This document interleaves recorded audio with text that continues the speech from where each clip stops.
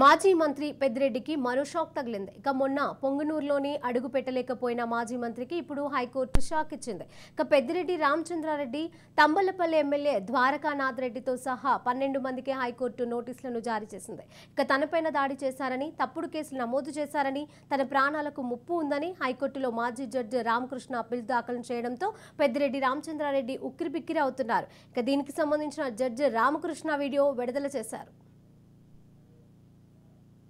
మంత్రి పెద్దిరెడ్డి రామచంద్రారెడ్డి ఆయన కుటుంబ సభ్యులు చేసినటువంటి దౌర్జన్యాలు, దుర్మార్గాలు, అవినీతి గురించి ఎవరైనా ప్రశ్నిస్తే వాళ్ళ కుటుంబాలపై దాడి చేయడం, గంజాయి ముఠాలను, రౌడీ ముఠాలను ఎగదోసి వారి కుటుంబ సభ్యులను, వారిని అనేక కష్ట నష్టాలకు గురి చేయడం, తనకున్న అధికారాన్ని అడ్డం పెట్టుకొని పోలీసుల ద్వారా తప్పుడు కేసులు పెట్టించడం, వారిని జైల్లో పెట్టించడం, అనేక రకాలుగా వారిని హింసించడం అన్నది ఇన్ని రోజులుగా పెద్దిరెడ్డి రామచంద్రారెడ్డి చేసినటువంటి దుర్మార్గపు చర్యలు. ఆ దుర్మార్గపు చర్యలను ఈ రోజు న్యాయస్థానం ముందు పెద్దిరెడ్డి రామచంద్రారెడ్డి సమాధానం చెప్పుకోవాల్సినటువంటి సమయం వచ్చిందని ఈ రోజు నేను తెలియజేస్తున్నాను.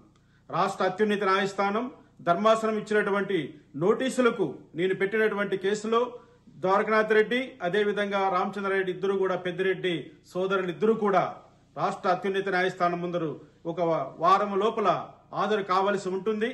అదేవిధంగా అన్నమయ్య ఎస్పీ గారు కూడా నేను ఇచ్చినటువంటి అనేక కంప్లైంట్లలో ఉన్నటువంటి విషయాలను పరిశీలన చేసి వెంటనే దానిపైన రిపోర్టును కూడా హైకోర్టుకు సమర్పించవలసిందిగా ధర్మాసనం ఆదేశాలు ఇవ్వడం జరిగింది. ఈ రాష్ట్ర హైకోర్టు వారు ఇచ్చినటువంటి ధర్మాసనం ఇచ్చినటువంటి ఆదేశాలు ఏవైతే ఉన్నాయో అవి పెద్దిరెడ్డి పతనానికి పునాదిగా మారబోతున్నాయని నేను అందరికీ తెలియజేస్తున్నాను.